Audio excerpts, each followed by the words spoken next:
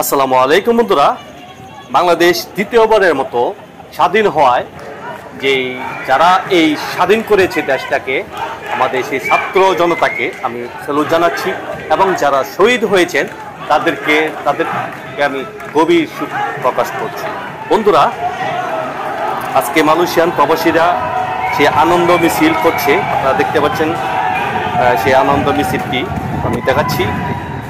বন্ধুরা, একটি মালয়েশিয়ান প্রবাসীও আজকে ঘরে নেই, সে দেখতে পাচ্ছেন সেই মিছিলটি, আনন্দ মিছিলটি। বন্ধুরা, একটি প্রবাসীও সে ঘরে বসে নেই, সবাই দৌড়ে দৌড়ে, যারা এই আওয়াজটি শুনেছে সবাই এই আনন্দ মিছিলে যোগ দেওয়ার জন্য চলে এলো। যদিও আমাদের এখানে মিছিল করা নিষেধ, এটি একটি সংরক্ষিত এলাকা, তারপরও অনুভূতি সাপেক্ষে আমরা ছোট্ট আকারে এই আনন্দ মিছিলটি করেছি। আজকে মনে হচ্ছে যেমন আমরা বাংলাদেশে ঈদ উদযাপন করছি।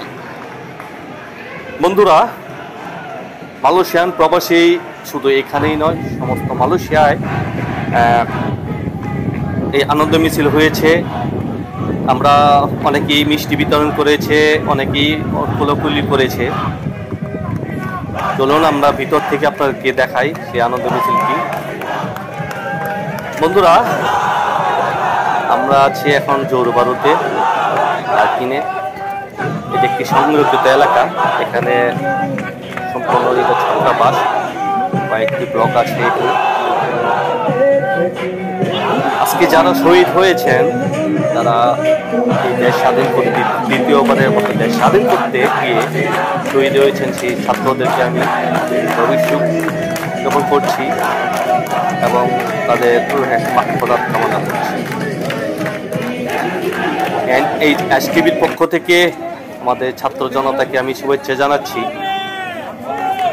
বন্ধুরা, এখানে মিছিল করতে দিচ্ছে না, কিছুক্ষণের জন্য দিয়েছে, প্রায় 5 মিনিটের মতো সিকিউরিটি এসে বাধা দিয়েছে যে বন্ধ করো, মিছিল বন্ধ করার জন্য।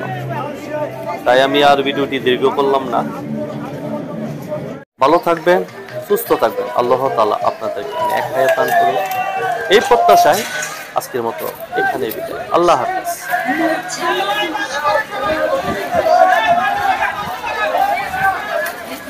বন্ধ করা